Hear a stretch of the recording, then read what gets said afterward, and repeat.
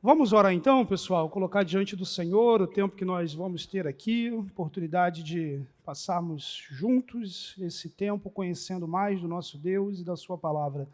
Vamos orar?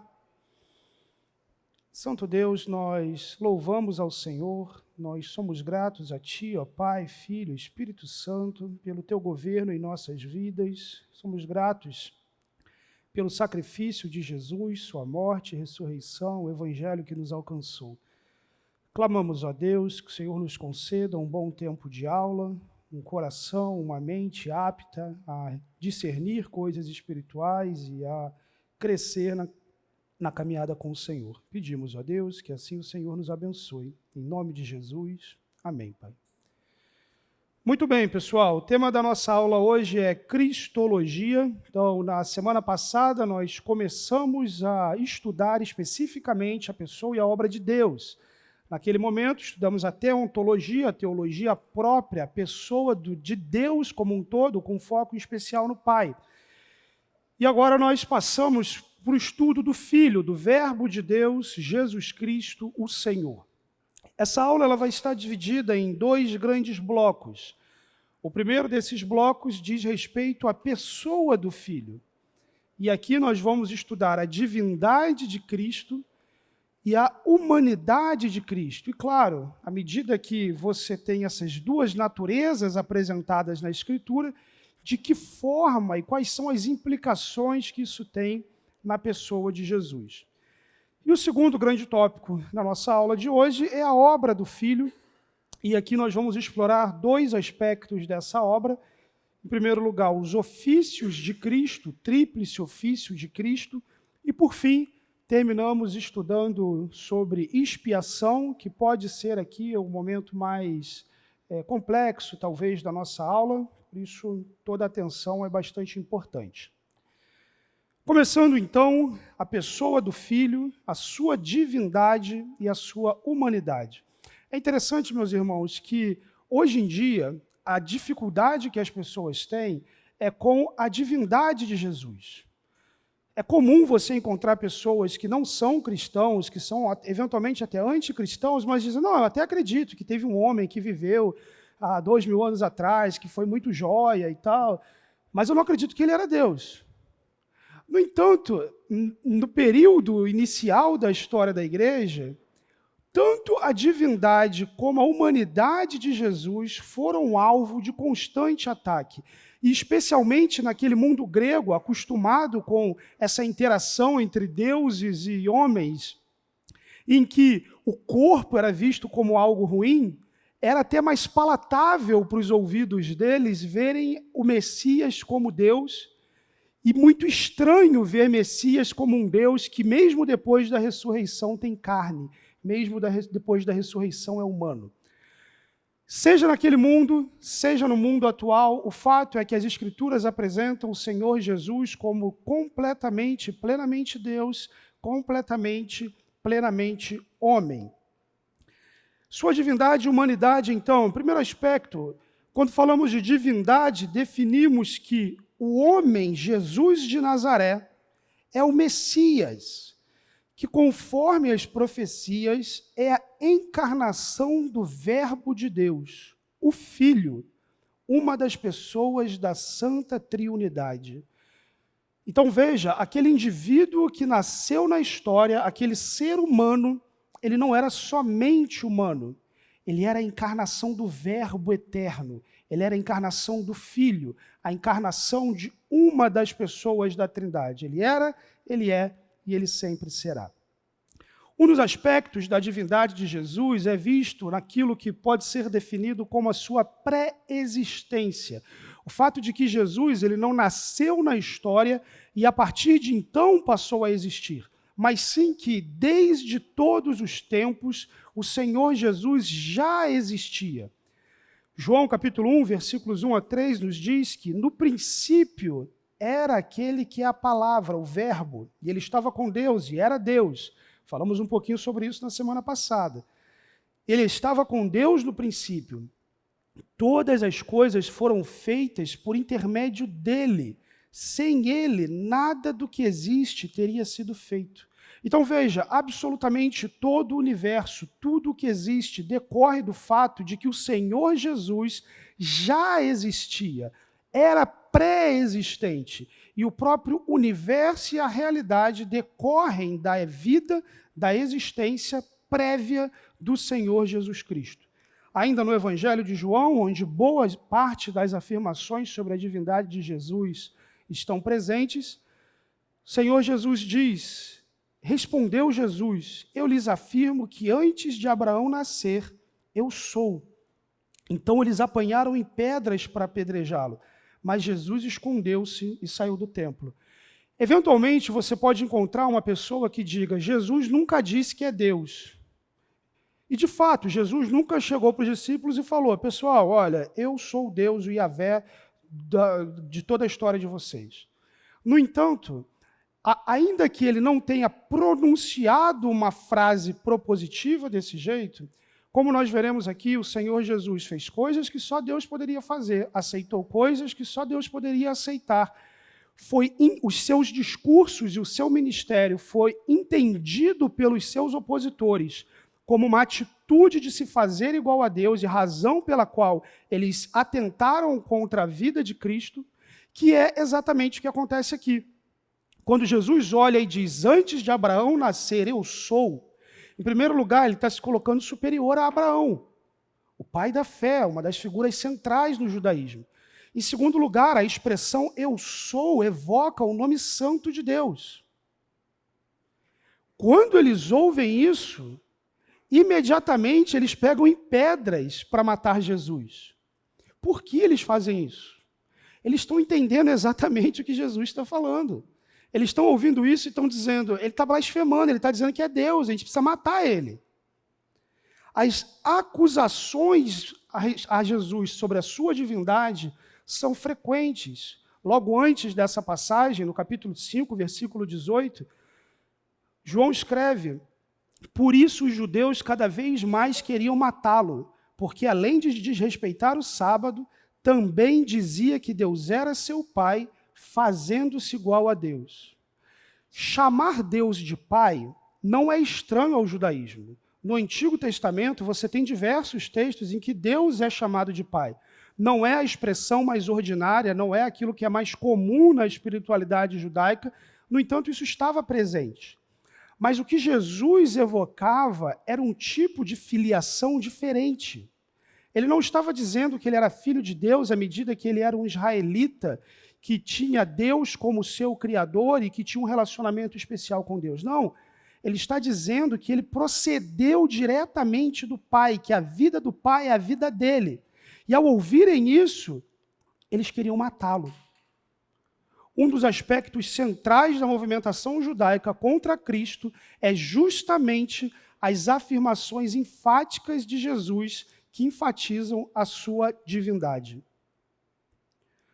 O Senhor Jesus também diz: eu e o Pai somos um. Faltou a referência aqui, depois do intervalo eu coloco. Os judeus, mais uma vez, pegaram em pedras com a intenção de apedrejá-lo, mas Jesus lhes disse: tenho mostrado a vocês muitas obras boas da parte do Pai. Por qual delas querem me apedrejar? Os judeus responderam: não é por boa obra que queremos apedrejá-lo, e sim por causa da blasfêmia, pois você, sendo apenas um homem, está se fazendo de Deus. Então, olha a leitura que a sociedade judaica está fazendo do ministério de Jesus.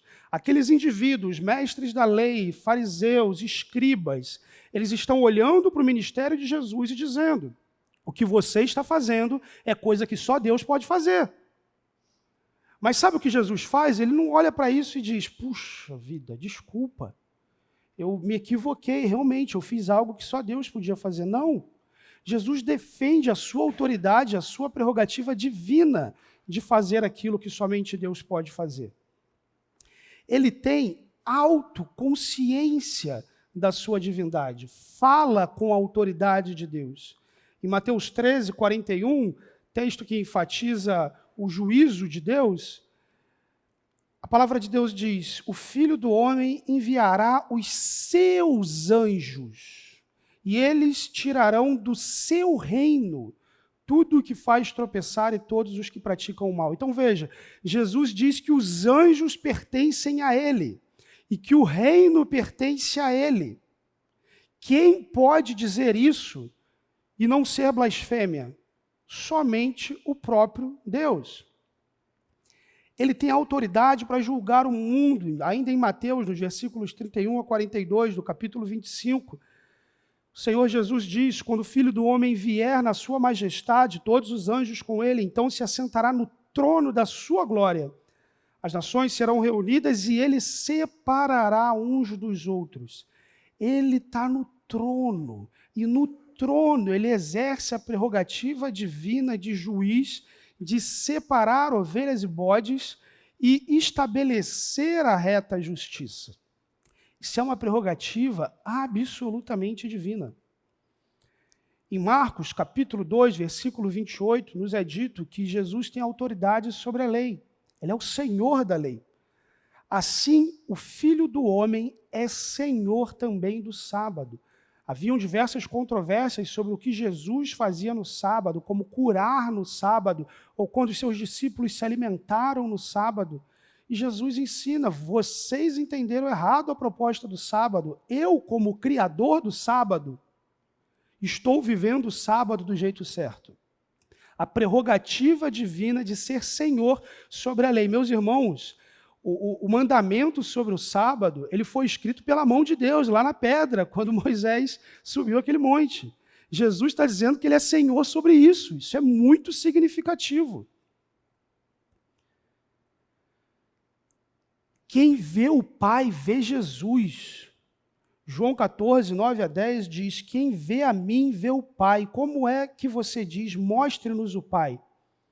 Você não crê que eu estou no Pai e o Pai está em mim? As palavras que eu digo a vocês, não as digo por mim mesmo, mas o Pai que permanece em mim faz as suas obras.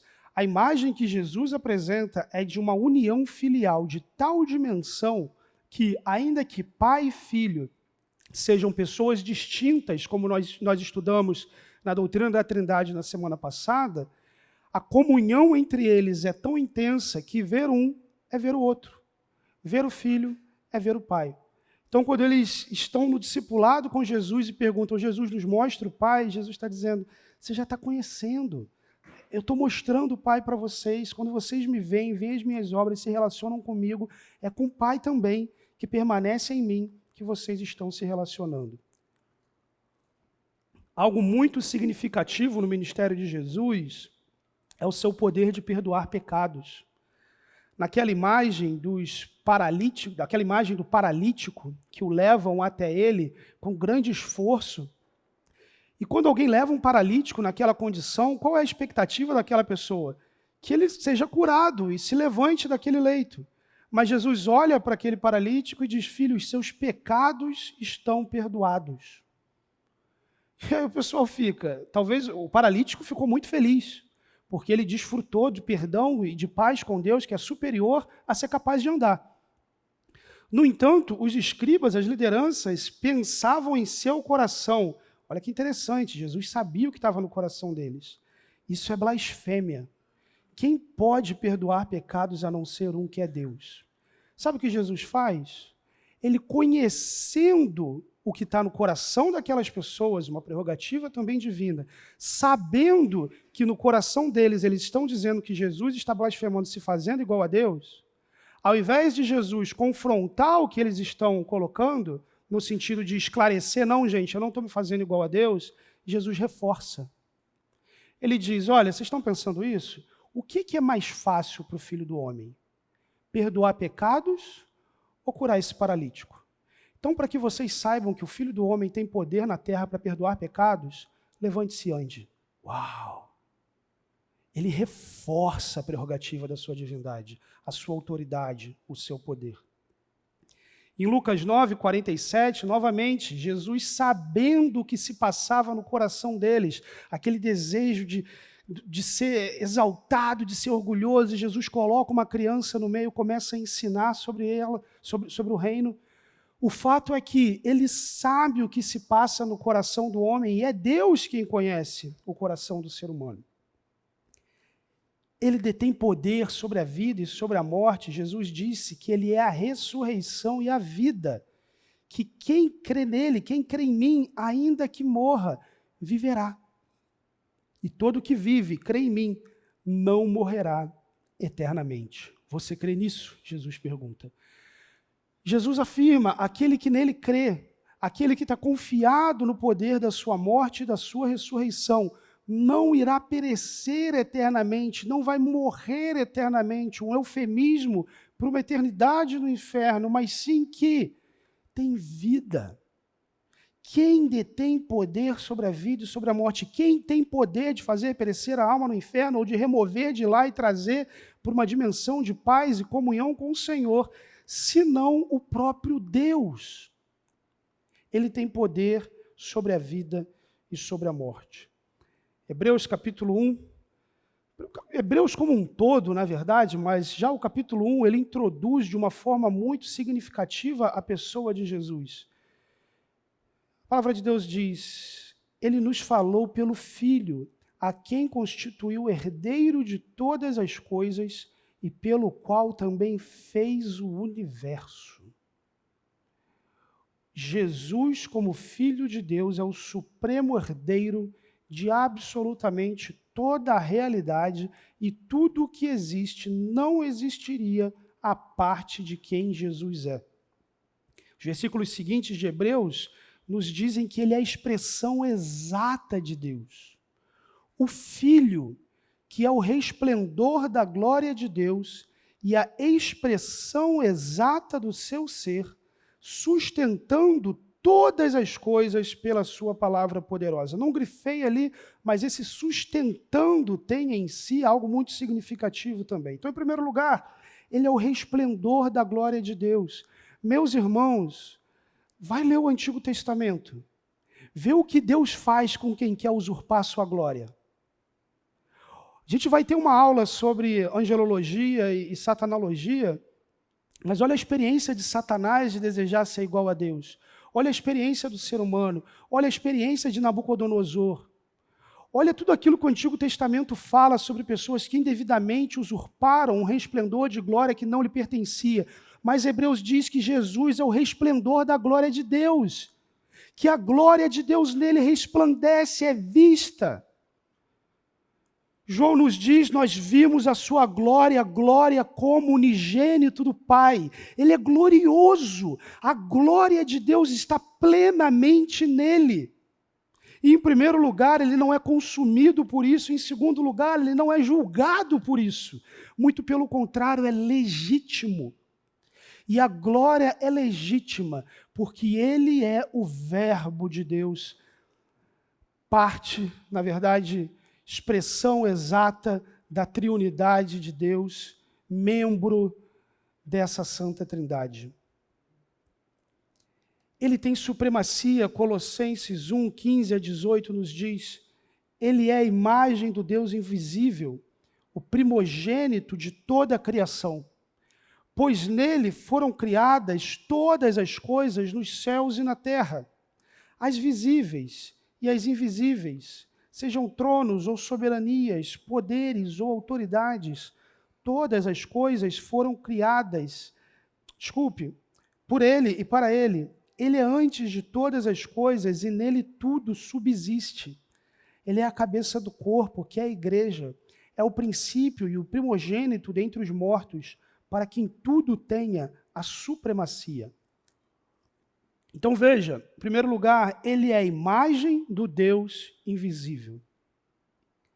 Olha que curioso, qual foi uma das proibições de Deus no Decálogo, nos 10 mandamentos? Proibir fazer imagens de Deus. No entanto, em sua encarnação, Jesus é a legítima imagem de Deus, não como um ídolo vazio, um projeto idólatra que não tem vida, mas ele é a própria vida de Deus feita carne. E por essa realidade é que ele pode ser a imagem do Deus invisível. O Deus que nós não podemos ver, a menos que, como nós também estudamos na semana passada, ele ele demonstre o seu poder de uma forma tácita, uma teofania, como aquela sarça ardente, como aquela nuvem no deserto, ou aquela coluna de fogo. A imensidão de Deus, a infinitude de Deus é tamanha que ele enche toda a criação, todo o universo, até mesmo fora do tempo, espaço, matéria, ele transcende tudo isso. Mas em Cristo, nós vemos a imagem do Deus invisível. Ele é o primogênito de toda a criação. Aquilo que nós estudamos na semana passada sobre o arianismo, que trabalhava Jesus como a primeira das criaturas, esse era um dos textos que eles usavam. Está vendo? Ele é o primogênito. Ele foi o primeiro a ser criado. Mas essa é uma leitura absolutamente equivocada do termo aqui, especialmente dentro de toda a teologia judaica e daquilo que se espera em torno de um termo como esse e do contexto de Colossenses. A ideia de primogenitura nas Escrituras enfatiza o direito de governo, o direito de herdeiro, a importância central. Cristo, como primogênito de toda a criação, é estabelecido como aquele do qual toda a criação se encontra sujeita. Ele é o mais importante, ele é central, absolutamente herdeiro de tudo isso. Como ele vai dizer, ele tem supremacia. Tudo que existe foi criado nele, já falamos, subsiste nele. Mas ele também é o cabeça do corpo, que é a igreja. Nós não vamos ter nesse curso aqui uma aula de eclesiologia, mas se Deus permitir, eu vou gravar essa aula para quem quiser. Mas como cabeça do corpo, Cristo é a autoridade máxima sobre a igreja. Não somente isso, como cabeça do corpo, Cristo está unido aos seus discípulos. A união com Cristo, que é uma importante doutrina que nós vamos estudar em soteriologia. Ele é o princípio e o primogênito dentre os mortos. A sua morte e a sua ressurreição inauguram uma nova era para a sua própria glória, porque como imagem do Deus invisível, tudo isso, no fim das contas, é para que em tudo ele tenha a supremacia. Isso é maravilhoso, meus irmãos. Na santa trindade de Deus não tem disputa de poder. Na santa trindade de Deus não tem o Pai reclamando das funções que ele exerceu no universo, o Filho reclamando porque vai ter que morrer na cruz, o Espírito reclamando porque teve que descer como pomba, brincadeira, mas não tem, está tudo em paz, eles estão em ordem, eles estão perfeitamente alinhados, para que em tudo ele tenha a supremacia. Aí você pega essa imagem do Verbo de Deus, do Supremo, do primogênito de toda a criação, aquele para quem todas as coisas apontam, a razão da própria realidade, aquele que detém a glória, o resplendor da glória de Deus. Você olha para esse Verbo poderoso, unigênito do Pai, e aí você pensa também em tudo que nós falamos na semana passada sobre a teontologia, sobre os atributos gloriosos, imensos, potentes de Deus, sua onipotência, onipresença, onisciência, sua infinitude, seu poder de estender os céus como um lençol e espalhar a diversidade da criação, sua glória, sua majestade, sua santidade, seu juízo. E aí você pensa que esse Deus se esvaziou.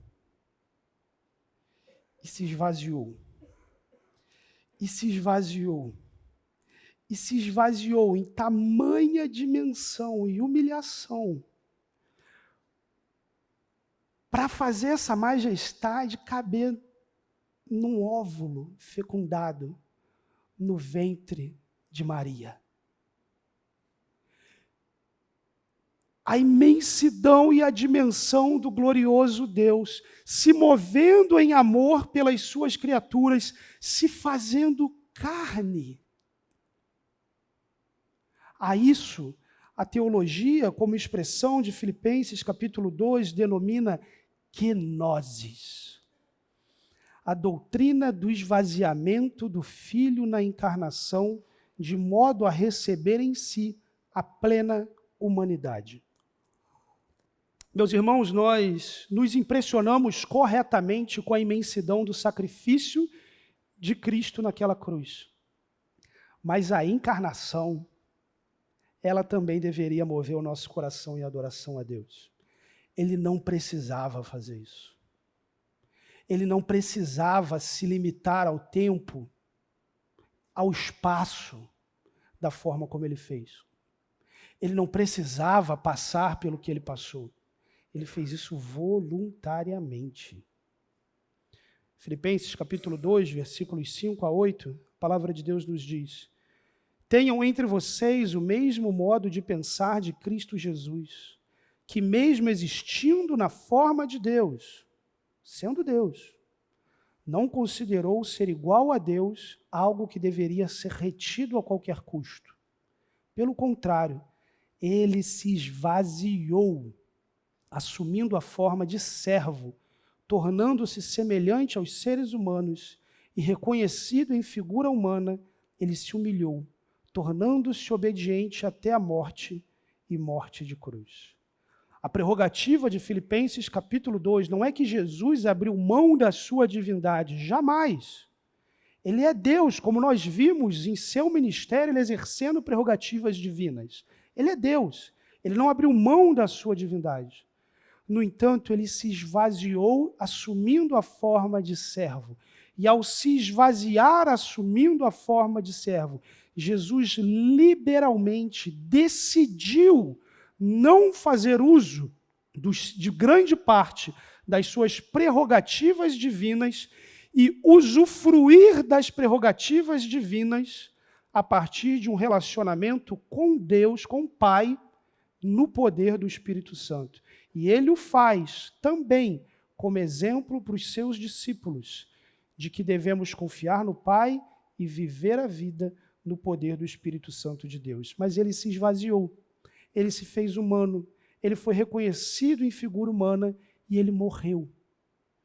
Meus irmãos, Deus provar a morte é uma coisa quase contrassensual, porque ele é o Senhor da vida, ele criou a vida. Mas ele provou a morte. Em sua humanidade, o Senhor Jesus provou a morte.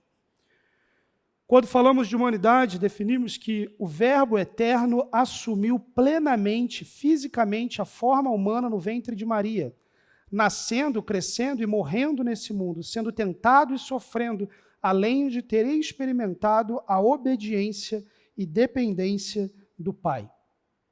Como nós vemos no ministério de Jesus a sua humanidade? Em primeiro lugar, ele cresceu, sabedoria, estatura e graça, ele foi tomando contato com novas coisas, ele teve uma cognição limitada em determinados momentos da sua vida. Ele não saiu do ventre e falou, bom dia, Maria, tudo bem? Não, ele precisou aprender a falar.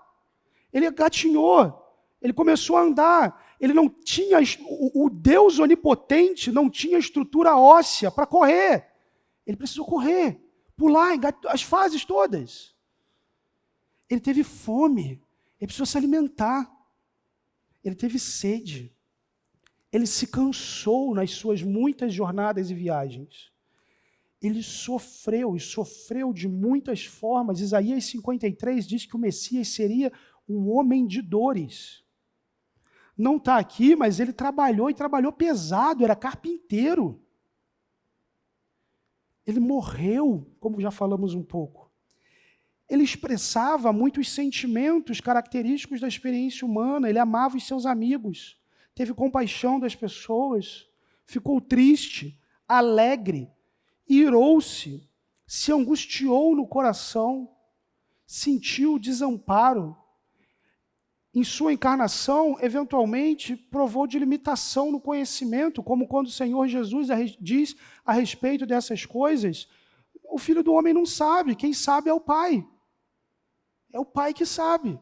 Lembre daquilo que nós comentamos, da economia da Trindade, os papéis que estão sendo exercidos pela Trindade no mundo criado. No seu esvaziamento, na sua encarnação, houve uma limitação, houve um esvaziamento. Texto que nós lemos de João 1 a 3 há pouco, ele também completa. O que era desde o princípio, o que ouvimos, o que vimos com os nossos próprios olhos, o que contemplamos, as nossas mãos apalparam a respeito do Verbo da vida.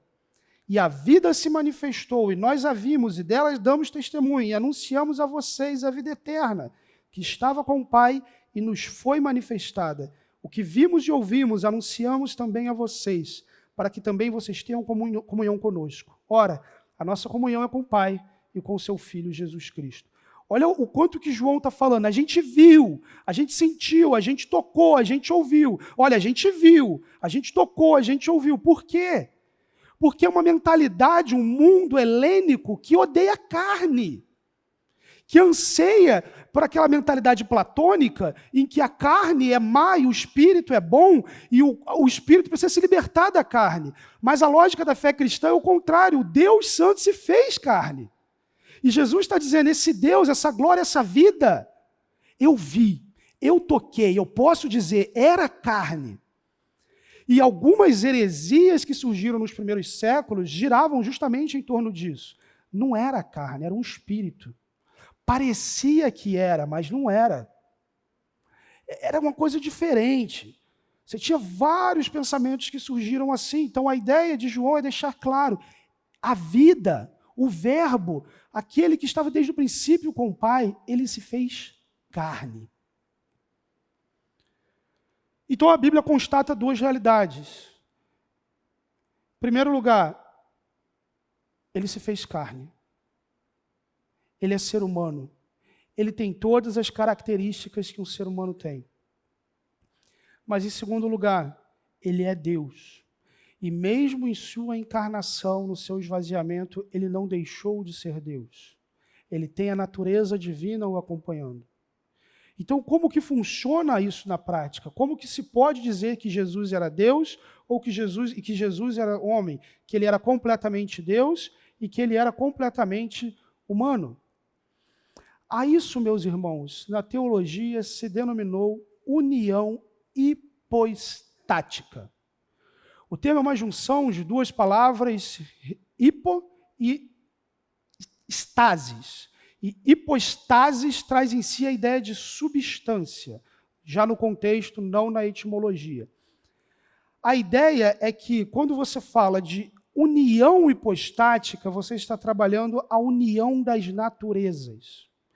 Na pessoa de Jesus, existem duas naturezas, a divina e a humana. De modo que ele é completamente Deus e completamente homem. Nesse sentido, Jesus é sim completamente humano, mas ele é distinto à medida que ele é também completamente Deus. E quando nós falarmos de expiação, vocês vão ver como que isso é absolutamente significativo. Em alguns textos da palavra de Deus, ela nos demonstra as duas naturezas com muita clareza. Por exemplo, Gálatas capítulo 4, 4 a 5, a Bíblia diz: mas, quando chegou a plenitude do tempo, Deus enviou o seu Filho, nascido de mulher, nascido sobre a lei. Deus enviou o seu Filho. Ele já estava lá.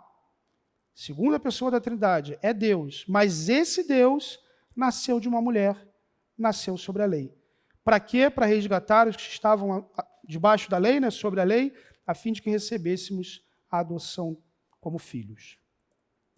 João 1,14 também demonstra essa realidade. O Verbo se fez carne e habitou entre nós, cheio de graça e de verdade, e vimos a sua glória, glória como do unigênito do Pai. O Verbo, ele se fez carne, mas essa carne que o Verbo se fez está cheio de graça e de verdade e de glória.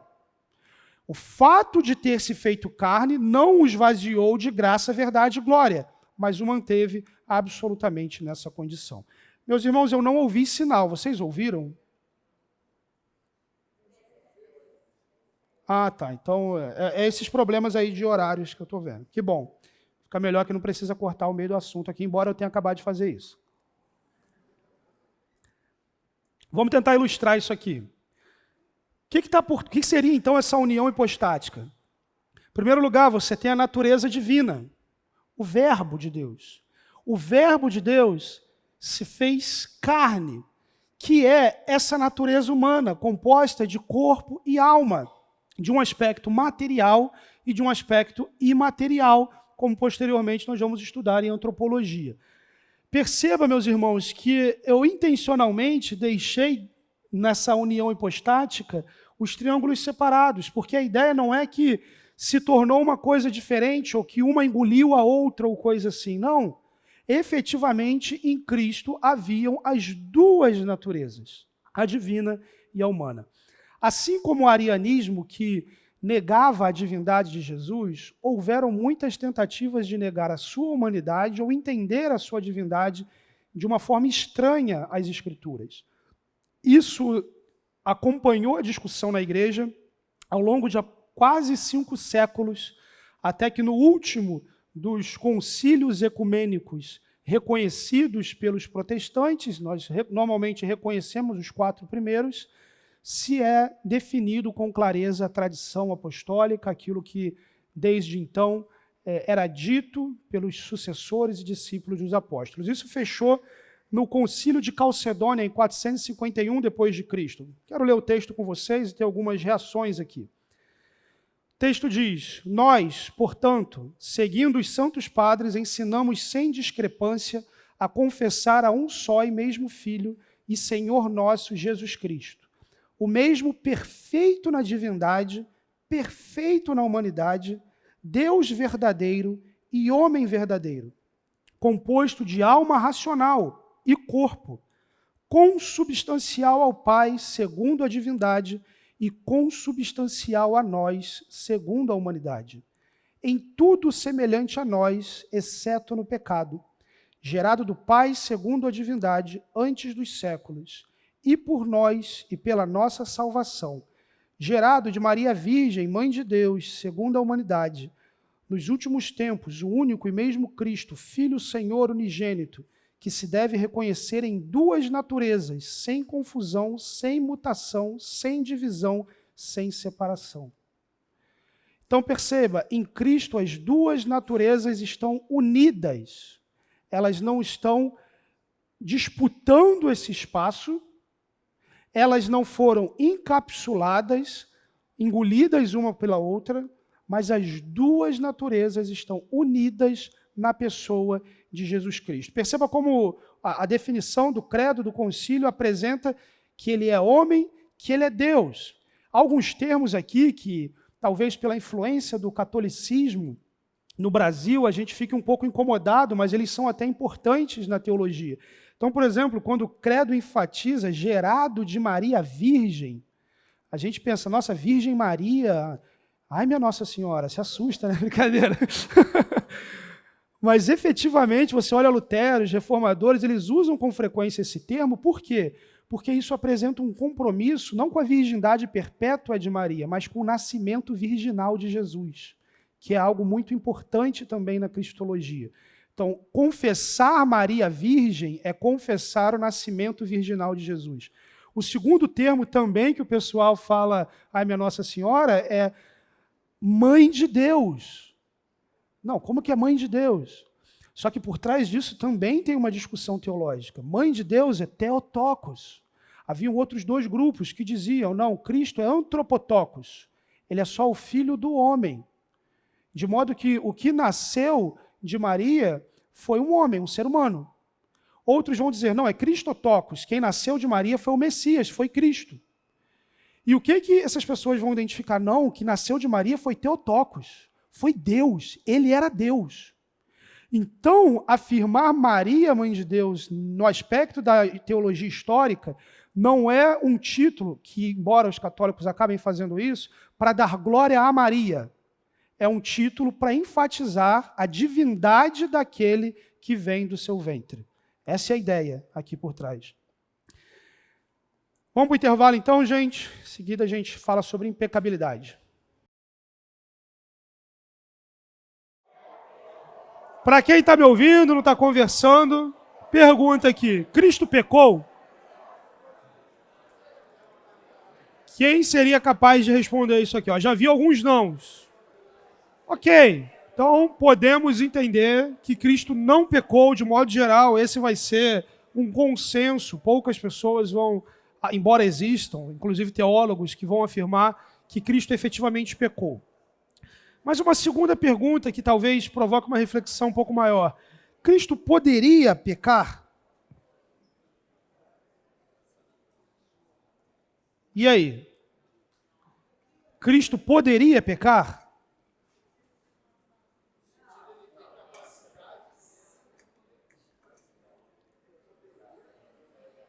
Ok, então ele tinha capacidade de pecar. E veio para não pecar. Vamos explorar um pouco isso à luz do que a gente está estudando sobre as naturezas e tudo mais. Hebreus capítulo 4, versículo 15 nos diz que ele foi tentado em todas as coisas à nossa semelhança, mas sem pecado. Pedro também nos fala que ele não cometeu pecado. E o Novo Testamento dá testemunho de que ele era santo, santo de Deus, de que não há pecado nele, de que ele faz sempre a vontade de Deus e tem obedecido aos mandamentos. Então, essa é uma evidência para o fato de que aqueles que conviveram diretamente com Jesus atestam de que ele viveu uma vida santa diante de Deus. No entanto, nós vemos que Cristo foi tentado. Acabamos de ler um texto que diz que ele foi tentado em todas as coisas, uma hipérbole da experiência com a tentação. Nós temos Satanás tentando a Jesus. E provavelmente não apenas aquela vez.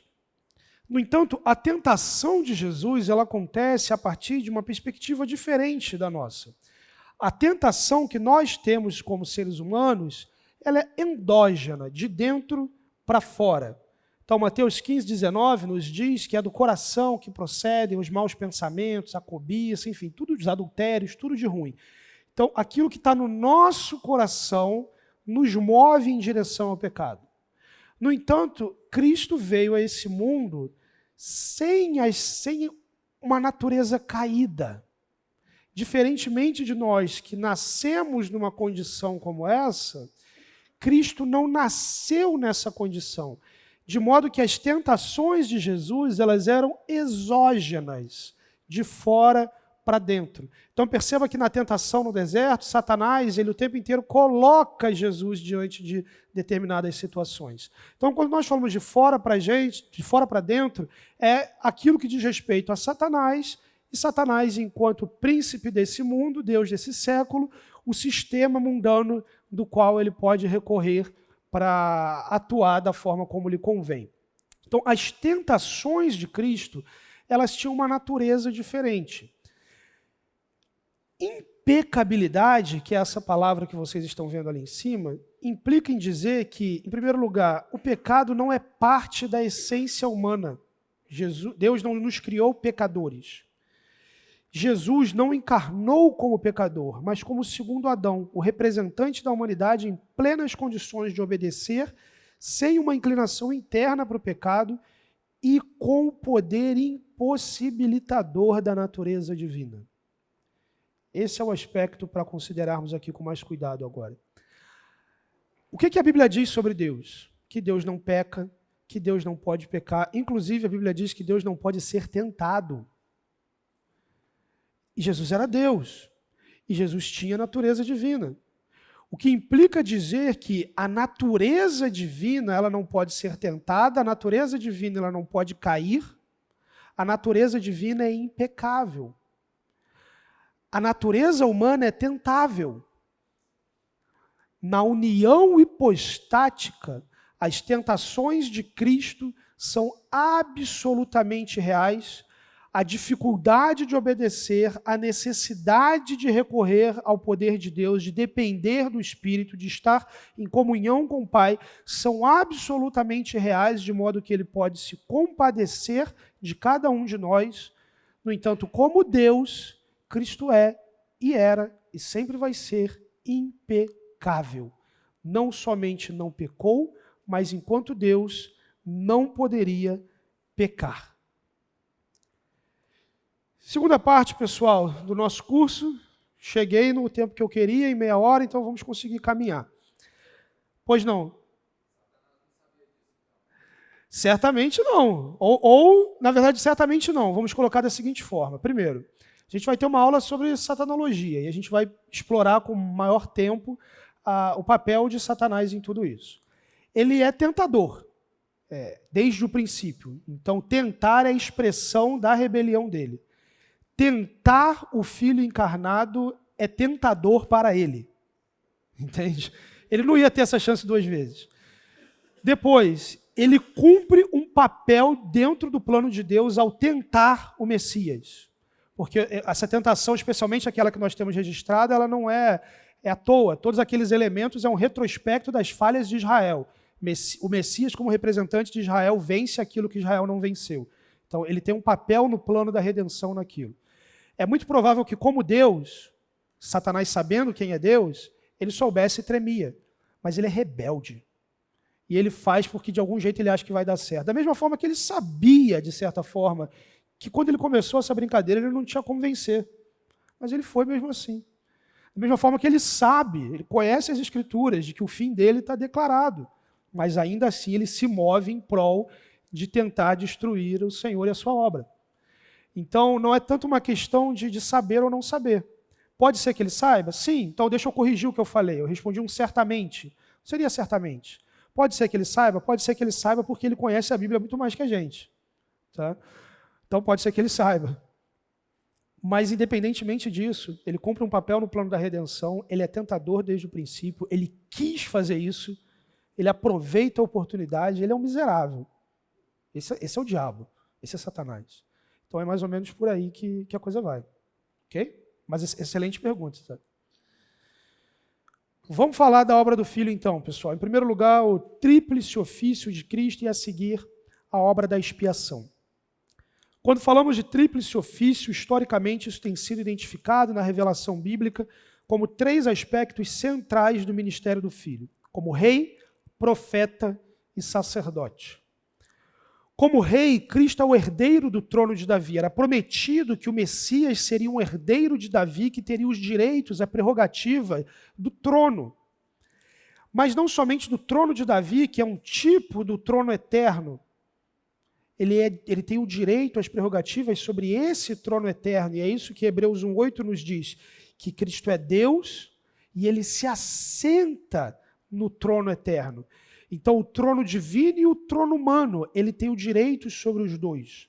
Aquele conceito que quem esteve presente no curso de Salmos eu explorei, da ideia da fusão dos tronos, no trono de Davi com o trono eterno que o Messias tem direito. Mateus nos diz que o reino pertence a ele. Jesus tem uma prerrogativa real. Não somente isso, ele é o criador do mundo, soberano e o sustentador do mundo. Isso é característica de rei, deter o poder sobre o reino e suprir o reino, sustentar o reino, para que o reino não desande. Então, enquanto rei, o Senhor Jesus é o soberano criador de todas as coisas, aquele que governa. A implicação de soberania tem em si a ideia de fazer a sua vontade tal como quiser. E efetivamente, enquanto rei, a gente pode explorar isso, a gente vai explorar isso mais em escatologia, enquanto rei, ele vai consumar o seu reinado nessa terra e nos inserir no seu reinado eterno. Então, muito do ministério de Jesus, ele falava sobre o que? Olha, o reino de Deus não é tal coisa, o reino de Deus é assim. Quando o Filho do Homem vier no seu reino, porque o reino, muito da obra de Jesus está em torno do rei e do reino. Mas não somente rei. Jesus também é profeta. Em Atos 3:22, Pedro aplica aqui a profecia de Deuteronômio de que o Senhor levantaria um profeta semelhante a Moisés, se aplicaria a Jesus. Profeta é quem? É quem anuncia a palavra de Deus, anuncia a verdade de Deus. Jesus se identifica como profeta em mais de uma ocasião. Ele diz, olha, o profeta não é reconhecido na sua cidade, de origem de onde ele vem. Jesus se vê como profeta, como um portador da verdade divina. Ele é reconhecido como profeta pelas pessoas. Quem é esse? Ele é um profeta. Esse é o profeta de Nazaré, esse é o profeta da Galileia.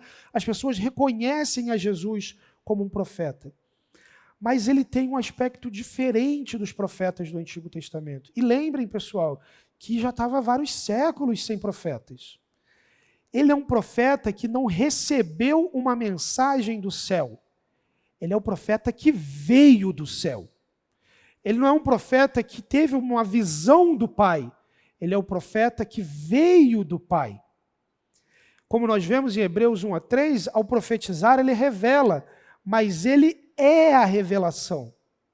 Ele chama para si a responsabilidade. Ele é a mensagem que ele anuncia.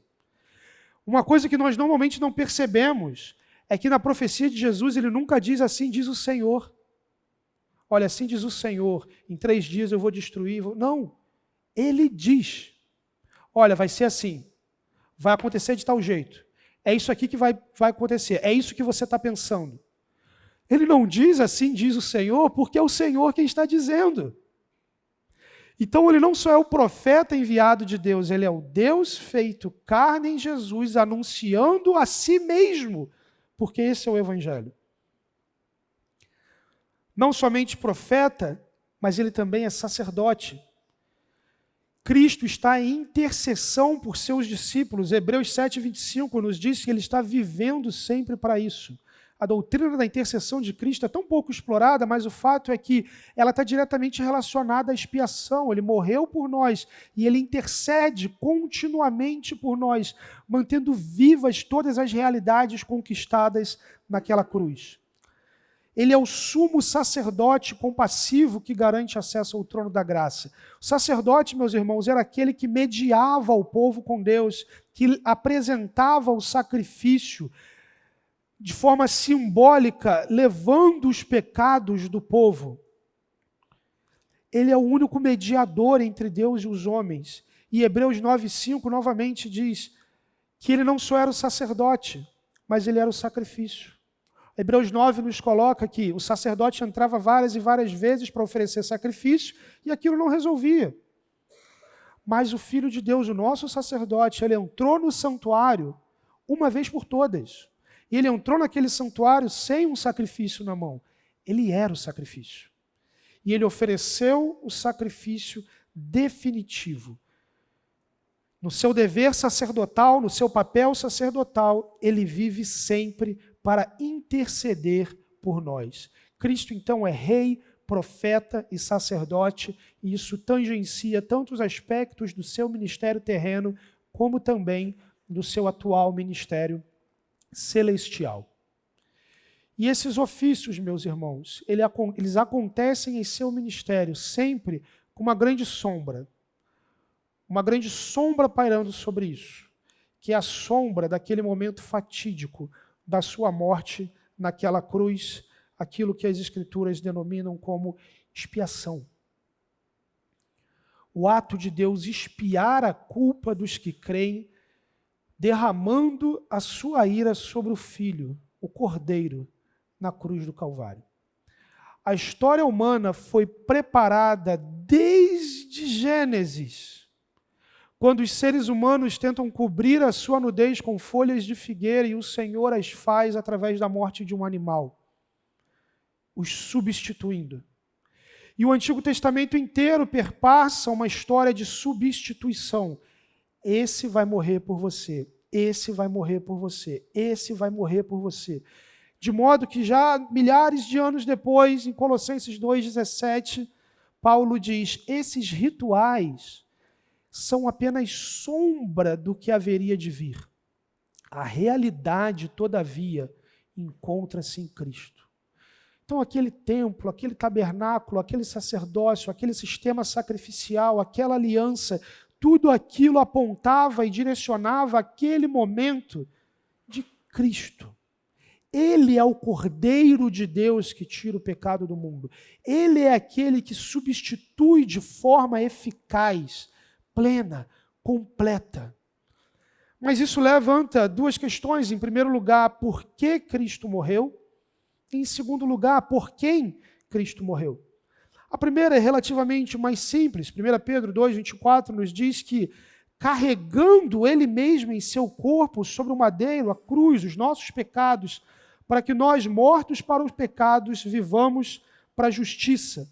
Pelas feridas dele, vocês foram sarados. Então, um dos aspectos do porquê Cristo morreu, ele morreu por nossos pecados, ele morreu para carregar naquela cruz os nossos pecados. E, crucificados com Cristo, ele morreu a nossa morte, levando sobre si a morte que era nossa.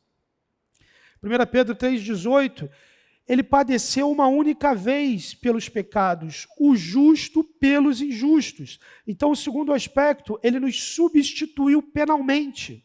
Havia uma condenação, um juízo, e esse juízo era legalmente meu, mas ele me substituiu. Terceiro lugar, nisso consiste o amor, em que não que nós tenhamos amado a Deus, mas em que Ele nos amou e enviou o seu Filho como propiciação pelos nossos pecados. Propiciação é uma palavra do sistema sacrificial e significa aplacamento da ira. Essa é uma imagem talvez um pouco impopular de Deus para a sociedade contemporânea, mas o fato é que as Escrituras apresentam um Deus irado, um Deus que se ira contra o pecado e julga o pecado. E graças a Deus por isso, porque senão esse mundo ia ser muito pior do que ele é e nós não teríamos esperança nenhuma de qualquer melhora.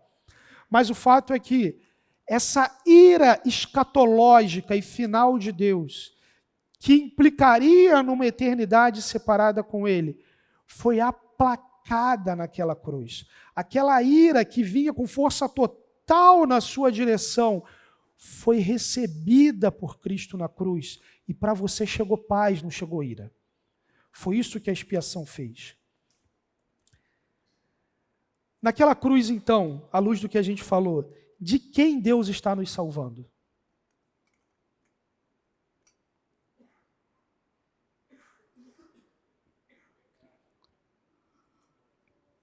Pecado, mas do pecado já seria talvez do quê? Talvez alguns dissessem do mundo, de Satanás, mas efetivamente, meus irmãos, Deus está nos salvando dele mesmo. Porque é ele que ia aplicar justamente a sua justiça, a sua ira sobre cada um de nós. E ele decidiu que ele tomaria sobre ele, na pessoa de Jesus, essa ira. A ira, o juízo que era nosso, ele tomou sobre si naquela cruz. Ele nos salvou do juízo que ele traria sobre nós. Essa é a dimensão do amor de Deus nessa substituição, o justo pelos injustos. O juiz assume a posição de condenado. Não é só o inocente e o culpado. Ele levou sobre si os pecados, ele nos substituiu e ele aplacou a ira de Deus. Por quem Deus fez isso? Duas interpretações igualmente legítimas, não há qualquer tipo de heresia aqui, percorrem a história da igreja e concorrem. A primeira delas é particular e diz: Cristo morreu apenas pelos eleitos, garantindo a salvação daqueles por quem ele morreu. E eleitos aqui, nós vamos explorar isso em soteriologia, são os indivíduos que Deus escolheu antes da fundação do mundo salvar. E a segunda, universal, Cristo morreu por todas as pessoas, dessa forma possibilitando a salvação. Vamos ver alguns textos aqui. Em primeiro lugar, particular, você tem alguns textos nas Escrituras, e esse aqui representativo, que demonstram que Cristo teria morrido por um grupo específico. Por exemplo, o seu povo.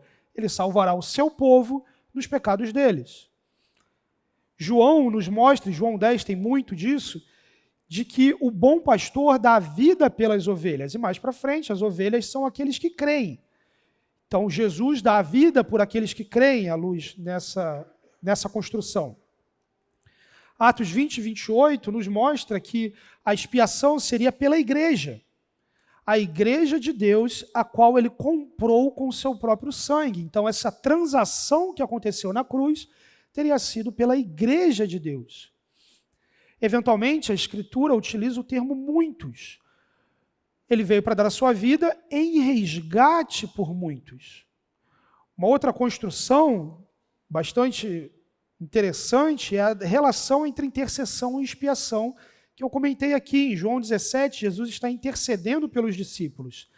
Mas ele não intercede pelo mundo todo. Ele diz: é por eles que eu peço, não peço pelo mundo, mas por aqueles que me deste, porque são teus.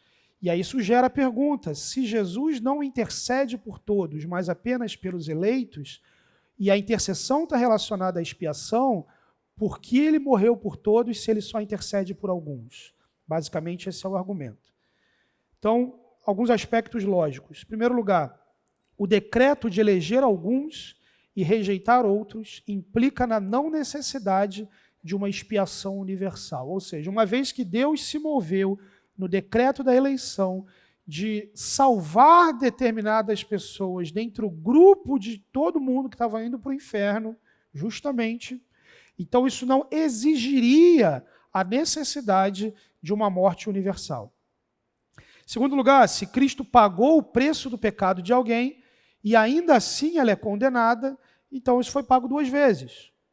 Então, nesse argumento, a questão seria a seguinte: Jesus pagou o preço do pecado da cruz. Aí depois foi no juízo de Deus e Deus julgou Cristo e julgou essa pessoa. Então, essa seria a imagem.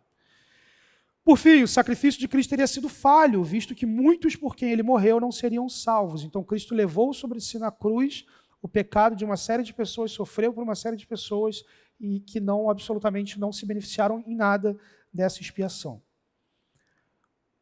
Universal, não vou interagir com concordâncias ou discordâncias agora, tá bom?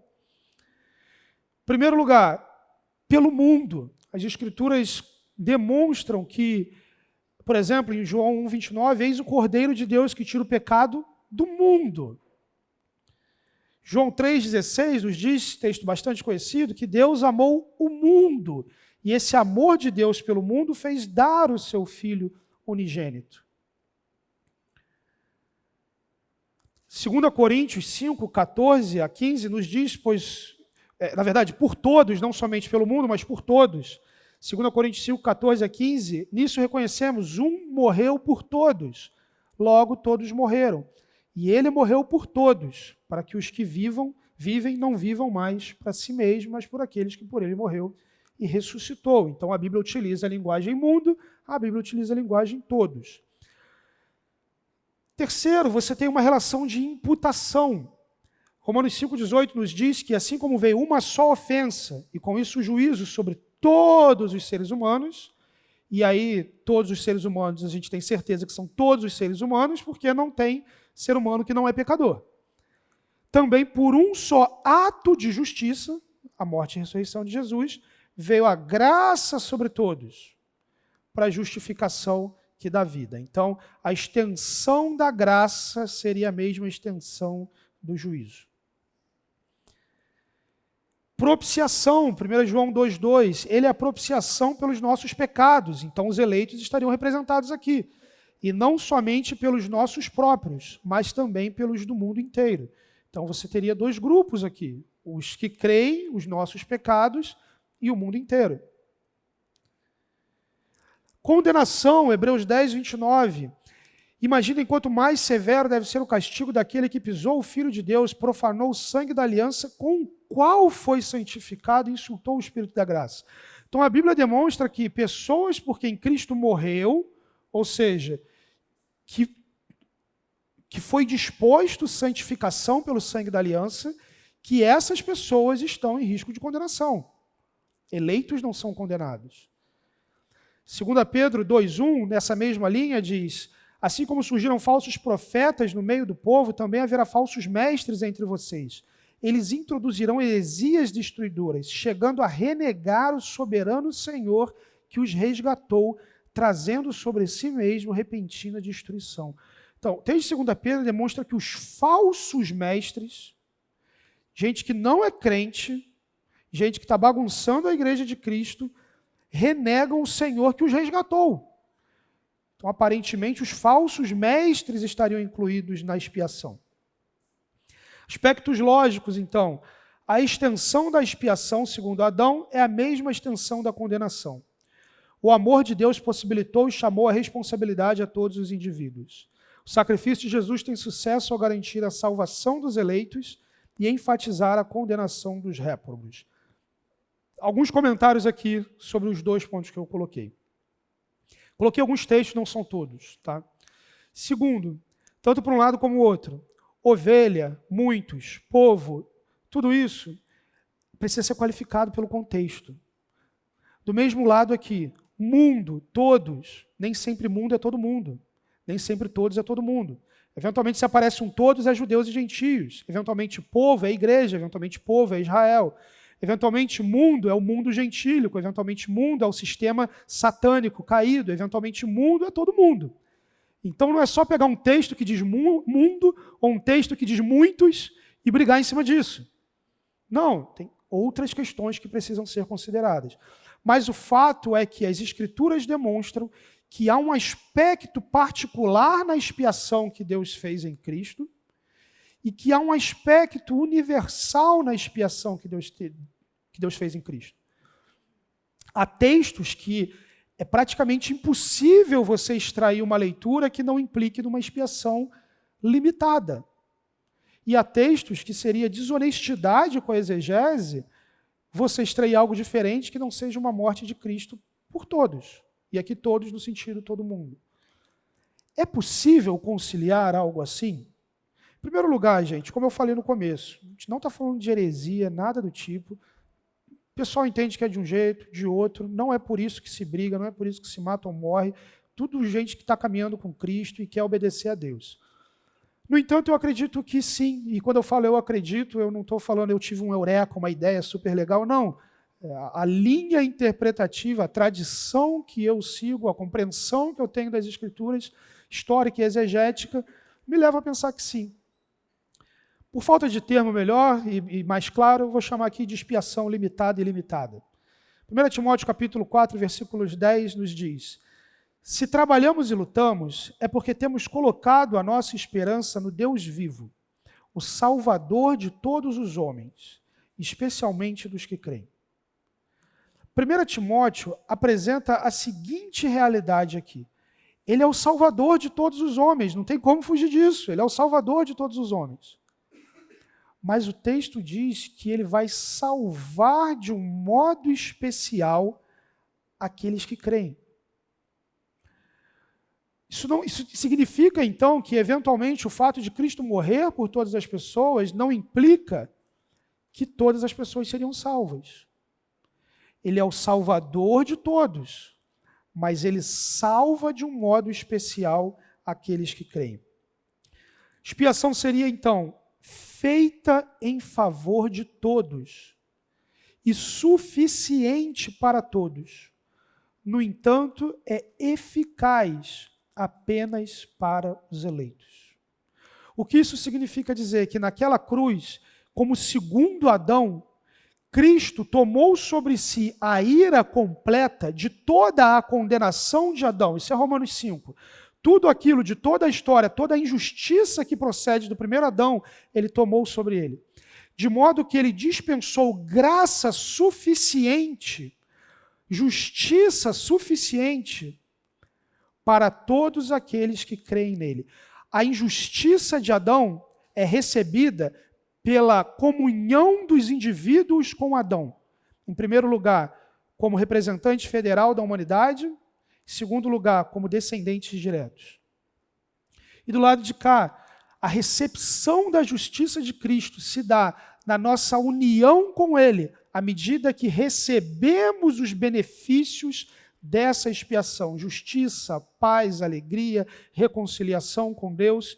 Nós somos unidos a Adão pelo nascimento e como seres humanos somos unidos a Cristo pela fé.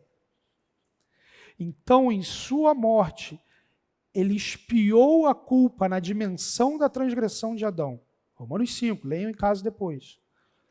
Mas a eficácia disso se dá por aqueles, vamos estudar em soteriologia, que da multidão da transgressão de Adão, no qual todos justamente poderiam ter ido para o inferno, Deus poderia ter simplesmente falado, não vou salvar ninguém. Deus escolheu pegar um grupo e salvar. Deus escolheu pegar outro grupo e demonstrar a sua justiça, entregar aquilo que eles mereciam. Isso implica dizer, então, que ela é a favor de todos, suficiente para todos, eficaz apenas para os eleitos. Isso implica também na oferta do Evangelho universal para todos.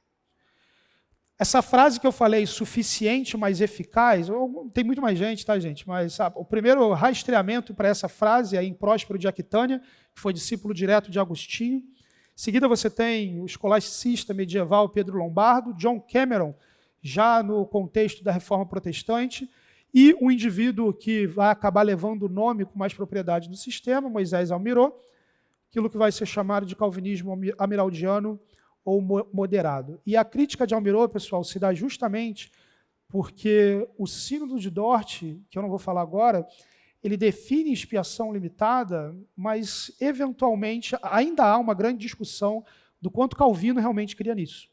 As institutas parecem sugerir isso, mas os seus comentários não. Então, isso tem muita ambiguidade. Então, termino nossa aula com essa citação do próprio.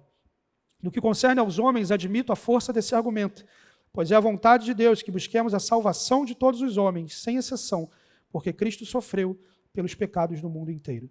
Naquela cruz, o Senhor Jesus, como segundo Adão, representante autêntico de toda a humanidade, leva sobre si toda a condenação e injustiça sobre Deus. E somente Ele poderia fazer isso. Volta agora para a união hipostática. Enquanto ser humano, Ele é o representante autêntico da humanidade, Ele é um filho de Adão.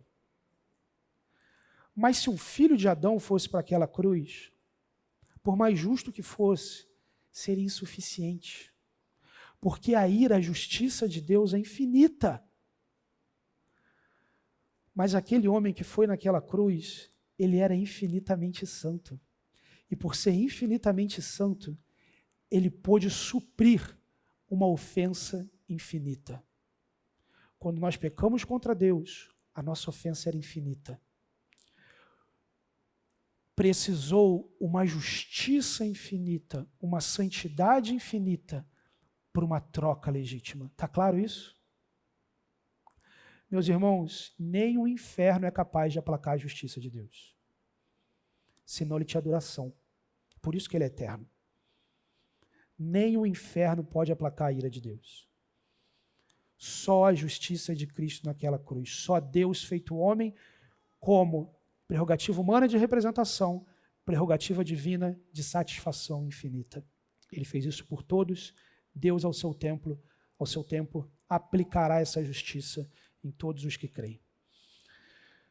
Vamos orar, meus irmãos? Temos ainda 5 minutos. E se alguém tiver alguma pergunta após a oração, nós seguimos, senão Deus os abençoe. Santo Deus, nós louvamos ao Senhor, somos gratos a Ti pela Sua infinita graça, Sua infinita misericórdia. Nós Te louvamos porque o Senhor fez o que de forma alguma nós seríamos capazes de fazer. Quando olhamos para a imensidão da Sua majestade, quando pensamos na infinitude da nossa transgressão, da nossa maldade, Senhor, só Tu mesmo, em Tua encarnação, Senhor Jesus, Te louvamos, Te agradecemos, porque o Senhor não ficou restrito aos altos céus, mas veio até nós e, fazendo carne semelhante a nós, viveu uma vida santa e testemunhou da verdade. Naquela cruz, sofreu aquilo que o Senhor mais odeia, não os pregos, não os açoites ou a humilhação. O Senhor sofreu a culpa pelo meu pecado, pelo nosso pecado. E é nesse sentido que, numa aula como essa, sobre cristologia, longe do nosso interesse ser conceitos complexos ou coisa assim, é que nós nos dobramos ante o Seu imenso amor, que se moveu em nosso favor e que graciosamente nos alcançou. Ao Senhor Jesus, nosso Mestre, nosso Senhor, nós Te agradecemos por, sem que houvesse em nós qualquer coisa, o Senhor tem escolhido nos salvar, nos libertar, nos unir a Ti e nos inserir na vida do Seu corpo. Te louvamos, ó Deus, em nome de Jesus. Amém.